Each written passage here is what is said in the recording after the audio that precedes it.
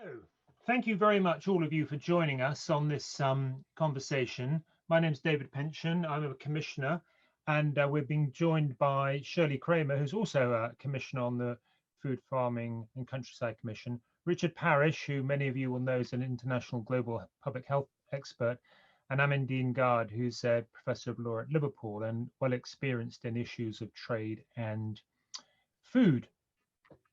So for this conversation, which we hope will be informal and relaxed and personal and narrative, um, we'd like you to realize this is part of the Trade Unwrapped process, which is a Food Farming and Countryside Commission project designed really to explore what matters to us in the UK as we build these new trading relationships around the world.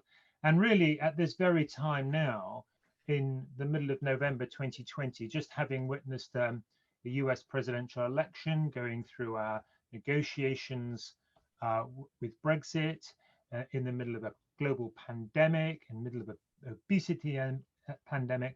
Not only is this timely, but it's highly urgent that we share our wisdom and share our experience and share our research to make sure that we're asking the right questions of each other in order to get the right answers. So I'll just say a few words about what interests me about this in terms of personal stories. So I spent about 10 years as the director of the Sustainable Development Unit for the NHS in England and Public Health England. And that was essentially about ensuring that biodiversity and climate change were taken seriously by the NHS as a national institution and as part of the social fabric of the country. But what was really important, and I hope we'll explore this in this conversation, is how food is an incredibly real thing to everybody. It's a very emotional thing, it's a very cultural thing, but it's a very practical thing in terms of trade and health and how we live our lives, both now and in ways that really, really affect the future. But it says a lot, not just about what we are as individuals, but what we are as communities and what we are of nations and what our role is as a nation in this crucial time, this crossroads for the future. So what do we stand for in the world? And maybe if there are compromises, what are the compromises we're willing to make? So what I want to do is just pose some very general questions, and maybe I can pass over to Amandine in a second, and just ask the real just kick the conversation off by saying what really is the importance of trade, and why is trade important in improving human health, not only in this country but around the world? Hello, everybody. I'm delighted to be here. Thank you for your invitation. You're asking a massive question and a very, very important one, which is, as you highlighted, extremely topical. So what is the trade and health nexus, and how can we ensure that trade indeed does support public health? So what's interesting, the way you've asked the question is, how can trade promote public health? Very often, however, the perception is that trade hinders public health. And I'm very glad to hear the way you phrase this question, because indeed, trade does not have to hinder public health. Trade can promote public health. However, because trade has been used, and trade law in particular, has been used repeatedly by industry actors to oppose national regulation, this perception has grown that trade was an obstacle. But the reality is that states have an awful lot of discretion, at least under WTO, World Trade Organization law, to develop food standards, food laws that are indeed very much supportive of good health, good diet, sustainability. So, and of course, the dispute that Australia won for its tobacco plain packaging legislation is testimony that WTO law does indeed allow public health actors to adopt legislations that are indeed very innovative and very protective of health. Now, we can reflect on the tools that the public health community has at its disposal to ensure indeed that public health is very highly protected and valued as it should be. And there are two tools that I can think of in particular. One is the precautionary principle that has been invoked repeatedly in the debates and should take the forefront not only of the debates, but should also be enshrined in trade agreements. And is also recognized by the WTO. So the precautionary principle is when you have some scientific uncertainty and you're not entirely sure what the risk to health may be of certain foods, and when your scientific base is incomplete, then there's a choice to be made as to how you manage this risk. And the precautionary principle indeed allows the regulator to ensure that health is put at the forefront. So I think this is the first tool. And the second tool that should be used, which is very absent from these debates, is the right to health. Because we talk about the law of the World Trade Organization or international trade law, international investment law, that lay obligations on states to ensure that they act in line of scientific evidence, that the restrictions to trade are necessary, etc., etc. But there are also some international obligations that the UK and other countries should respect and have a legal obligation to respect. And one of them is the right to health. So, for example, you could invoke Article 24 of the Convention on the Rights of the Child to argue for food marketing restrictions. And the question is, how do you reconcile these obligations under human rights law and these obligations under trade law? Gosh, that's fascinating. So how? I mean, I'll ask Richard in a second. But how does that, Amandine, relate to something which a lot of people are very aware about, which is this so-called global pandemic in childhood obesity? Because you raise something which I think is fascinating, actually, which is something that health professionals don't do very often, and that's take a rights approach to issues of health. So how does that play out in practical ways as far as this government's policy towards the obesity epidemic in children relate, Amandine? And then we'll maybe ask Richard the same question. The rights-based approach to the prevention of non-communicable diseases is really gaining ground. And there is an enormous amount of work that's been done internationally to reflect on what a child rights-based approach or a human rights-based approach to NCD prevention could bring to the table, could add to the debate. So obesity, for at least since the late 1990s, has been seen as a public health concern and a global public health concern. So states have started to make some decisions, take some measures very slowly. But the rights-based approach not only recognizes that states have a moral obligation to protect public health and the health of children in particular, but also a legal obligation.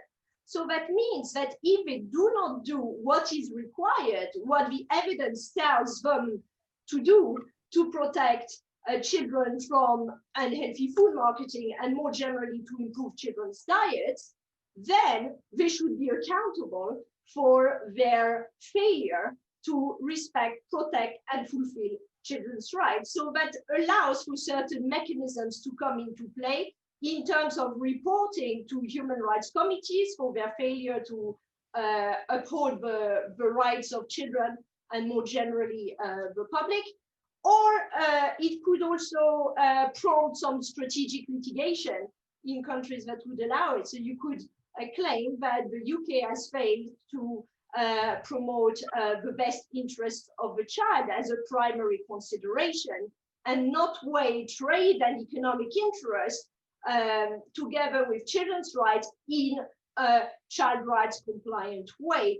And we've seen the threats when child poverty, food insecurity and the Marcus Rashford campaign was launched. There was also putting a lot of pressure on the government, a case that was threatened to be launched, again, using a rights-based analysis. So it can help both the public health community to make the government accountable, but it can also help the public health community in its advocacy strategy.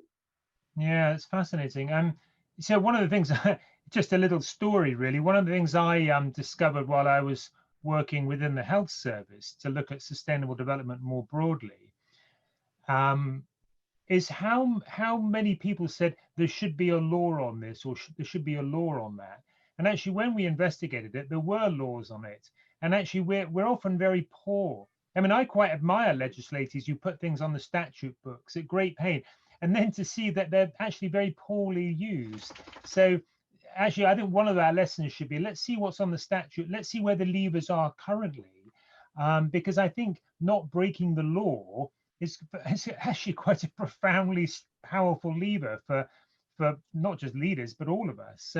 So Richard, you're a globally respected public health leader. You must have thought of this not only throughout your work but with your association with WHO or with the Petra network. What thoughts come to mind? Well, thank you very much, David. I suppose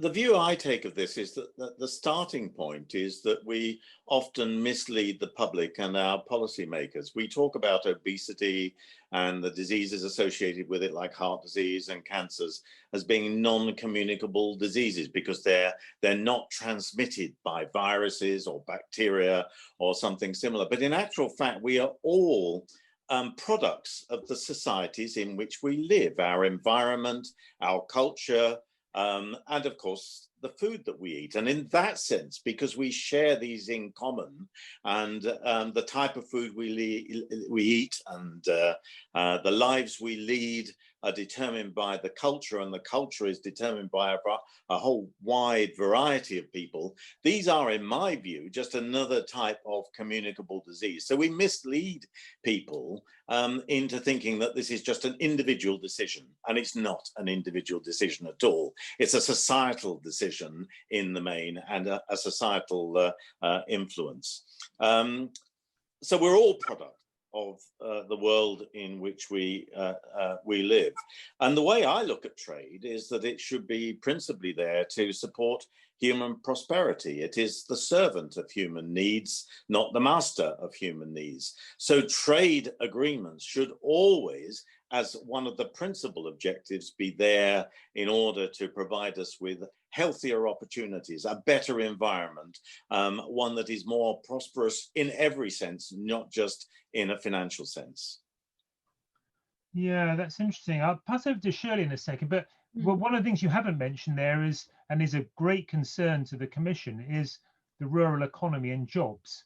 So inevitably, however much we like to say there are win-wins here, that human prosperity and well-being should be foremost in our minds, in actual, is that really true in negotiations? I mean, people are fighting for national interests, national jobs, in some respects, national cultures.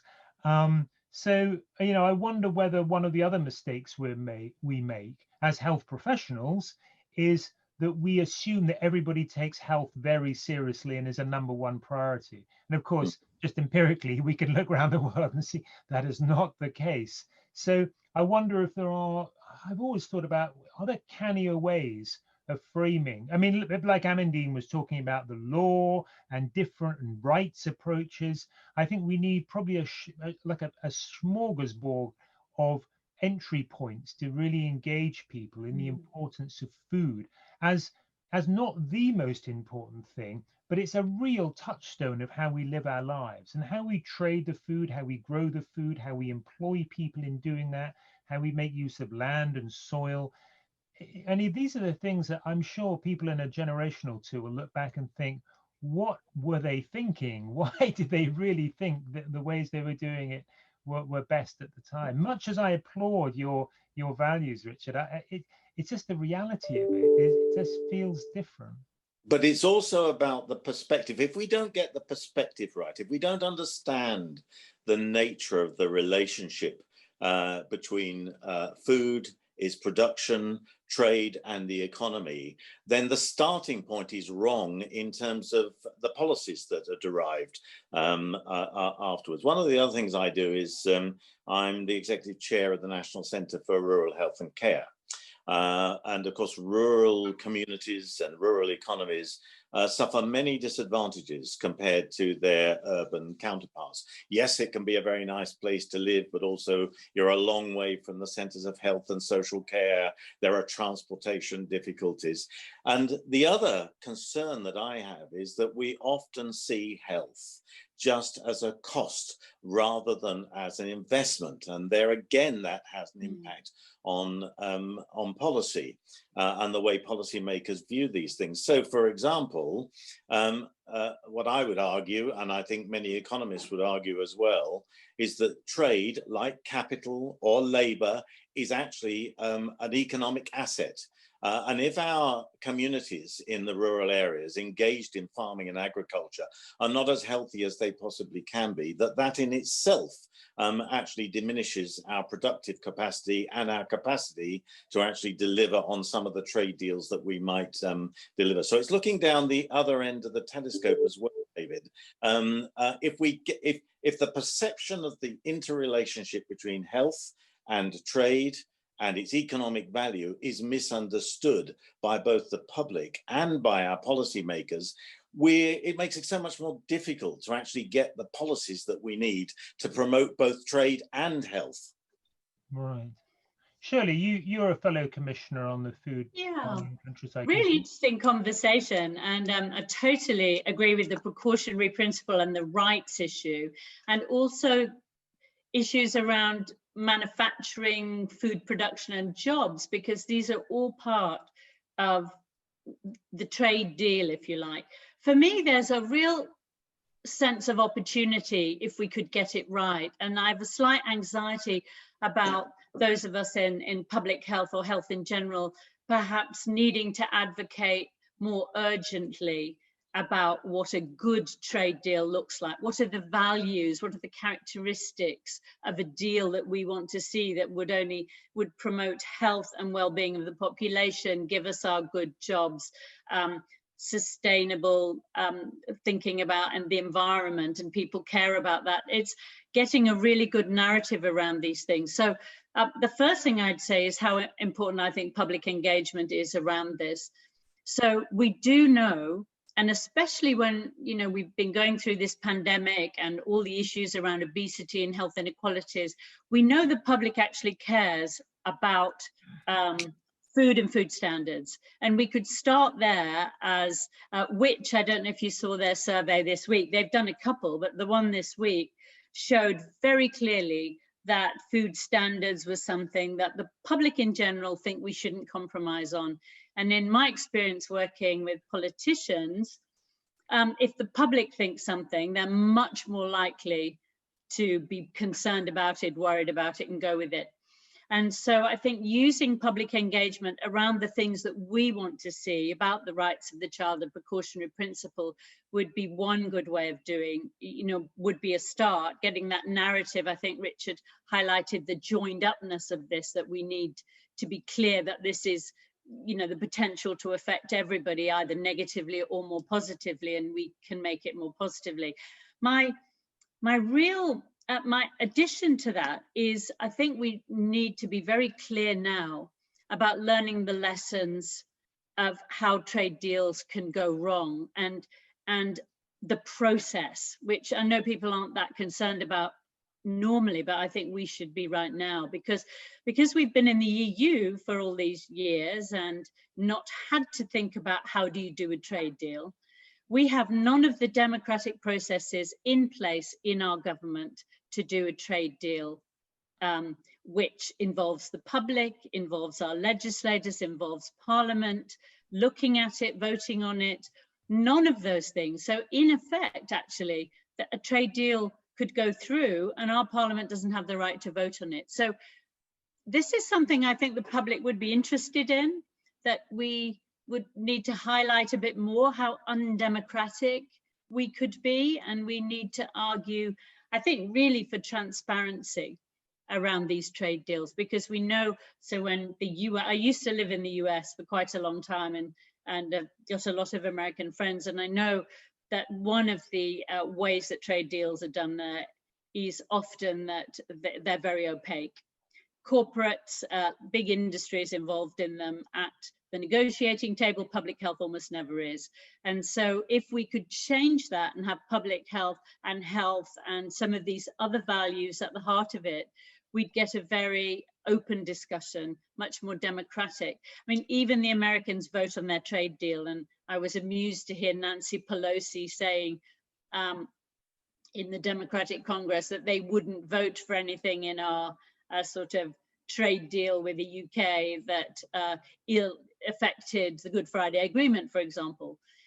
At this point in time, we don't even have that. We wouldn't even be voting for the trade deal. So there's something about, you know, highlighting that process and saying it should be democratic. Liz Truss has come under an awful lot of pressure recently and has said she has said that she will, you know, make it more open and transparent, but there is nothing in the law that says that she has to. And I think Amandine has highlighted how important the law is in these things and using the law in the right way. So these are areas I'm not expert in, but I think are really important, and that public health people should begin to think about and do something about to get the ends we all want to see, you know, a really improved health and well-being and more equality. For example, we know from the Which study that people are concerned about regional inequalities. And again, that's something a trade deal could really help with.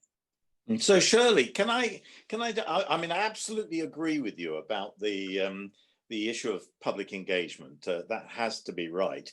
And given that we know just how supportive the public are of high food standards and maintaining those, the government has said that it won't in any way diminish the food standards that we have, but has been entirely reluctant to actually incorporate these as part of the agriculture bill.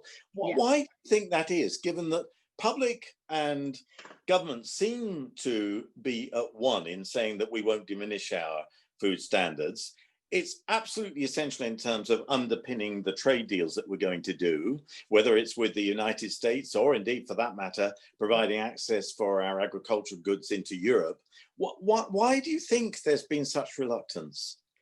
My belief is that they want to give themselves the flexibility to sign a deal because they've got to be seen to do something. And I think if they feel the bar is high, and most of us would like to see that bar be much higher than frankly, I think some of the politicians who care about the economy and trade and not other things. And so I think they building that system in. And I think we know from this government, they certainly won't care very much whether at some point, you know, that there'll be some backlash on it, which is, I think, Richard, why I feel so strongly that we make some noise now about it. And that, you know, your point about we know the public, and really press on that view about how much the public care about this, because they've already backtracked. They weren't going to have anything to do with, you know, they didn't want to talk about food standards, and they've been forced to because of this. And I think we just need to keep pushing. I won't say it's an open door, I don't particularly think it is, but I think we need to keep pushing on this, because if the public really are engaged, and they could be engaged on all sorts of things, you know, on the antibiotic issues, I mean, some of the principles that are in some of the American bills that I find most offensive are things like the foreign investor protection clauses, which sound really dry and dull, but basically means that, you know, a company in another country can actually affect your regulations, can stop you, your country, doing something to help child obesity, for example. So if we wanted on advertising, on regulation, on promotions. And so these kind of clauses get put into trade bills, which really adversely affect health and well-being, and look a bit dry and dull. And so these are the things that, you know, could really affect things very badly. I'm sure Amandine knows loads more about this than me, but just really bothers me that these are the things that we could be we could be, have on our plate to deal with. So I've got a question for all three of you, if I may, David. And if somebody came along, whether it was the EU or perhaps more likely the United States, and they offered us what on the face of it was a really great trade deal economically, but we might have to compromise a little bit on our standards.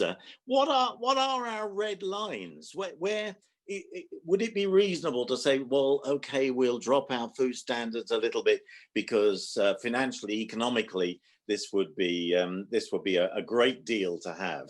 And I'd be really interested to know what all three of you think about that. Well, for what it's worth, I'm sure Amandine's got much more sensible things to say, but it comes down to this issue that, and why I find questions like that difficult, although I acknowledge they're practical, is because we always see these issues as trade-offs. And I think one of the real strengths of the health domain is if you take the three pillars in which these discussions and negotiations and agreements take place, which is the economic, the environmental, and the social, let's say, the standard triple bottom line. In the health world, the overlap between those is so big. There's as Shirley says, there's so much opportunity there to be exploited, rather than the real, but I think less prevalent trade-offs that happen in the other spaces. So I think we could occupy our time 24/7 on the win-wins in this, without.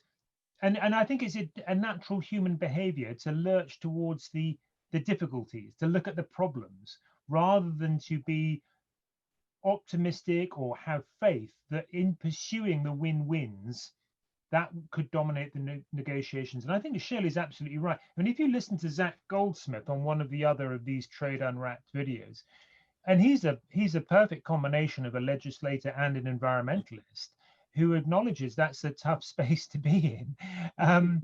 He would say that the last thing negotiators would want are red lines. And if you're a negotiator, you want to create as much room for negotiation as possible. You don't take your boxing gloves off before you go into the ring. You want space to negotiate. But Amandine, you've been very patient and very polite and quiet. I'm sure you've got some good views on these. It's a very interesting conversation, and I have several things to say on many of the points that have been made. But on David's question, on Richard's question on lowering standards, I find it very difficult as a starting point, because if we know something is going to be harmful to public health, then we shouldn't just accept that we are going to lower the standard. And I think, as David was saying, the idea is to allow yourself as much room as possible for maneuver at this stage, because ultimately trade deals are negotiations, and there may well be trade-off down the line that will need to be made, but they will be made at the highest level, where it will not be either of us who will have a say. So I think as we negotiate, we certainly shouldn't let the government know what we think would be compromises that it should be making, because already we know they're likely to make more than we would like. I also think in terms of strategy, that ultimately it's a question of developing a narrative that you can reconcile interests that seem in opposition or are very often presented as antagonistic. Because again, the discussion we had earlier with you, Richard, saying that prosperity should be at the heart, and you, David, bringing in the question, the more local concerns and the more immediate concerns, we need a sort of longer term view, because that's the only one ultimately that's going to improve our health, that's going to allow sustainable agriculture and all the objectives that the Commission has identified, and many others, and that is going to allow for a sustainable economy ultimately. And I think thinking on what the economists say, if we go back to the history of non-communicable diseases global action plan, really the international community became interested in the prevention of NCDs in 2011, when the World Health Organization teamed up with the World Bank and quantified what they thought would be the economic costs of non-communicable diseases. And this is where, you know, health and the economics sort of must join up. And that links to your point, Shirley, and also yours, Richard, of public engagement. Yes, we need public engagement, but we also need cross-sectoral collaboration within government. And again, when you reflect on the lack of understanding of some of the key health issues from the Department of Trade, and vice versa, the lack of understanding of trade issues from the public health community, and I recognize an awful lot of efforts are being made, including this one, to limit this lack of understanding. Nonetheless, government departments have to speak to each other much more than they do now. And if the public can push, it's interesting. The WICH survey is absolutely fascinating because the consumers interviewed clearly say they are not prepared to see a lowering of standards, food standards in particular. They're not prepared to see their data and privacy infringed and many other things, even if that means ultimately that food may be more expensive. But they're worried about inequality. So how do we make sure that we can deal with all these concerns? Similarly, the consultation of the government launched 2 days ago, 2 days ago on the 10th of November, on the possibility of introducing a complete ban on unhealthy food marketing online, which would make it a world first. The public is very supportive of this idea, and this is what the government is hooking on to sort of present this consultation and this possible measure as a good idea. And the final point I will make, if I may, is on investment disputes. Yes, these clauses are problematic indeed, because they allow company, a private actor, very often a very wealthy one because it operates multinationally and is at times richer than certain states, to take a government before an arbitration tribunal. And often this arbitration tribunal may not have the health expertise you would need to really grapple with these questions of public health protection. However, we also have more and more of an understanding that public health is absolutely crucial and must be protected. And Uruguay successfully defended its tobacco packaging measures against tobacco manufacturers very successfully. And I think this sets a precedent to show that states should not be deterred by these threats of litigation. This is part and parcel of the global world in which we live. And you can set the example as Australia or Uruguay have shown, Chile in the area of food labeling and food marketing too. So we're very nearly out of time. I think thanks for that, Amandine. I think what might be quite useful is to just very quickly go around and as briefly as possible, just say what are the key issues that maybe we haven't just had the chance to discuss in this last 30 minutes that we would discuss if we had much longer. So I wonder, Richard, what is there anything we haven't discussed that's still absolutely crucial to the issue of trade deals, food, farming, countryside, global prosperity, health, and equity? I'll certainly come up with one issue in a moment, but if I can just say that on this rather provocative question that I put to all of you, I'm absolutely about red lines. I'm absolutely at one with you. Standards have to be the starting point, and the imperative has to be public benefit and therefore public health outcomes. So I just wanted to get that on the table. I think the issue for me, and that's possibly in two different overlapping areas. The first is, and it's picking up on a point that's already been made, we seem to be always talking about either or. Are we looking at economic benefits or are we looking at the social benefits around health? And yet we all know that a thriving economy is also going to benefit health. And if we see an economy in decline, that will have a detrimental impact on health. In that sense, health and wealth are indivisible. They are shared common goals, and we need to have that perspective in our minds throughout. And then the second issue, and the one that I don't think we've tackled, but which is going to be crucially important, we can't negotiate either public health outcomes or trade deals in splendid isolation. Both of these are cross-government endeavors, and we need to be able to join up the great departments of state and the interests of health and of trade and of environment, because we have to look at sustainable initiatives, both in terms of health and in terms of climate and the implications there from a climatic point of view upon health in the slightly longer term as well. So how do we get those great silos as well as departments of state to work genuinely across the boundaries towards these shared and common benefits? Thanks, Richard. Shirley, what briefly, what do you think we should be discussing if we had 4 times as long? So, I mean, I agree with what's been said, and the issue particularly around how do we get people to work together and across departments, and I think, like we've been doing at the Food Farming Countryside Commission, is getting different groups together from different areas, the farmers, the environmentalists, the public health people, to talk together about specific issues, and how we have been able to come up with some win-win solutions. So we know it's possible, and I think more effort could, I'd love to see more effort put into that.